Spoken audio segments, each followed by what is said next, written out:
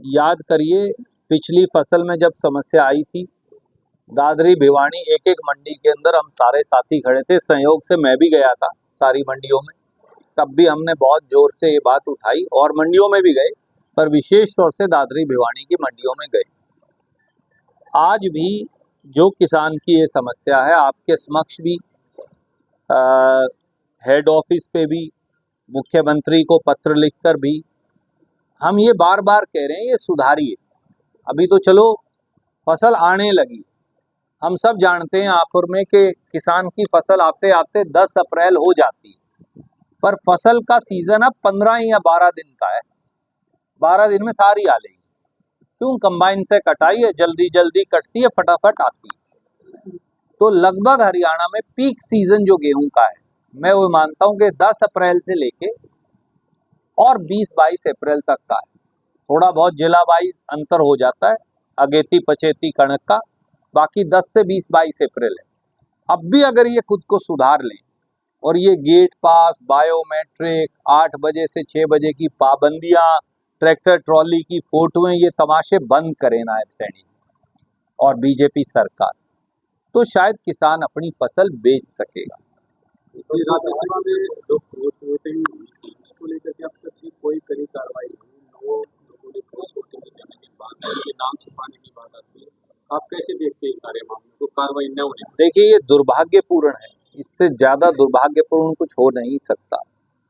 जहां तक कार्यवाही का प्रश्न है, मुझे ये बताया गया, मैं तो एक कार्यकर्ता हूं, मुझे जानकारी नहीं, पर मुझे ये बताया गया है कि पार्टी ने इसका संज्ञान लिया है और जल्द वो कोई इस बारे में निर्णय लेंगे।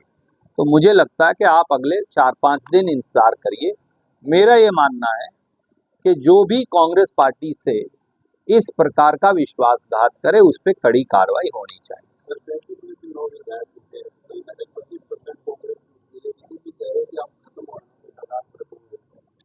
देखिए, वो 2 लाइन है बहुत पुरानी के, कुछ बात है कि हस्ती मिटती नहीं हमारी, सदियों रहा है दुश्मन दोरे जमा जहां हमारा। तो इसलिए वो ये ख्याली पुलाव छोड़ दें, क्योंकि खरीद फरोख्त उन्होंने करी, चोरी उन्होंने करी, कसूर हमारा। ये पहली बार मैंने सुना।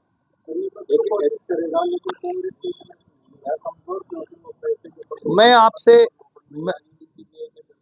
आपकी बात वाजिब है, पर मैं आपसे काउंटर सवाल आपके समक्ष रखता हूं, आपके ध्यान के लिए। कल को मैं और फौजी साहब ये कहें कि हम आपके घर में डाका डालेंगे और हम ये सब साथियों को लेकर आए, पत्रकार मित्रों को, और आपका सामान उठा ले जाएं, और फिर उसके बाद आप पर इल्जाम लगाएं कि आपने डाका क्यों डालने दिया। डाका डालने वाला जिम्मेवार है, वो कानून और संविधान की अवहेलना कर रहा है, और फिर वो कहें हाँ हाँ हम तो डालेंगे भैया, तुमने क्यों नहीं बचाया। तो ये प्रजातंत्र की मर्यादाओं, मूल भावनाओं, संवैधानिक परंपराओं और हिंदुस्तान में संविधान के बरखिलाफ है, अपराध है जो वो कर रहे हैं। तो वो अपराध भी कर रहे हैं, चोरी भी कर रहे हैं और सीना जोरी भी, ये नामंजूर है।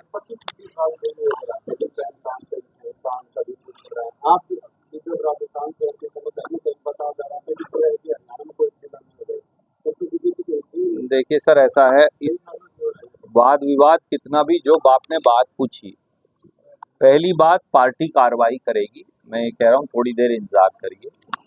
जहां तक सवाल है, बीजेपी के मुंह में ये बात वैसे ही शोभा नहीं देती, क्योंकि एक लाइन है, पहले चोरी फिर सीना जोरी।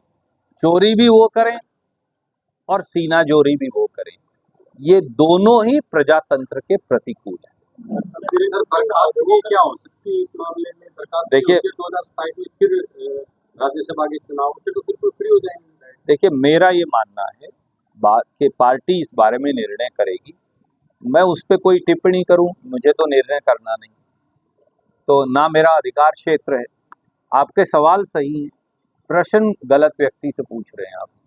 तो परंतु हमारे प्रभारी जो हैं वो समझदार व्यक्ति हैं, मुझे विश्वास है कि वो चर्चा करके सही कार्रवाई करें। सुरेंद्र सिंह आगे वो कह रहे थे कि अगर हम 20 करोड़ में गुटखा देंगे तो 50 करोड़ देंगे पालन कर देंगे। नहीं, उनकी कोई चॉइस, आपने कुछ ना कुछ सोच के कहा होगा, मुझे पता नहीं, उनसे बात करके बताऊंगा। एक सर एचपीएससी की जो भर्तियां हैं कॉलेज कैडर की, उनमें जितनी पोस्टें निकलती हैं उनके 5 से 10% करीब टेस्ट पास होते हैं, बाकी तो खाली वैकेंट रखे हुए हैं। इसलिए कि कंटिन्यू हो रहा है। अब हाल ही में रिजल्ट भी आया जी, है, साउथ में भी ऐसा हुआ है। इसलिए कि बीजेपी हरियाणा के बच्चों को योग्य नहीं मानती। हमारे बच्चों में हुनर है, काबिलियत है, लायकी है, पढ़ाई है, इच्छा है, आगे बढ़ने का जज्बा है। पर जैसा खट्टर साहब हमारे बारे में कहा करते हैं, वो कहते हैं हम तो कंधे से ऊपर कमजोर है। मैं तो नहीं कहा ये बात, मैं तो कहता हूँ हमारे बच्चे लायक हैं, वो जाके दिल्ली वाली नौकरी भी वो कर सकते हैं।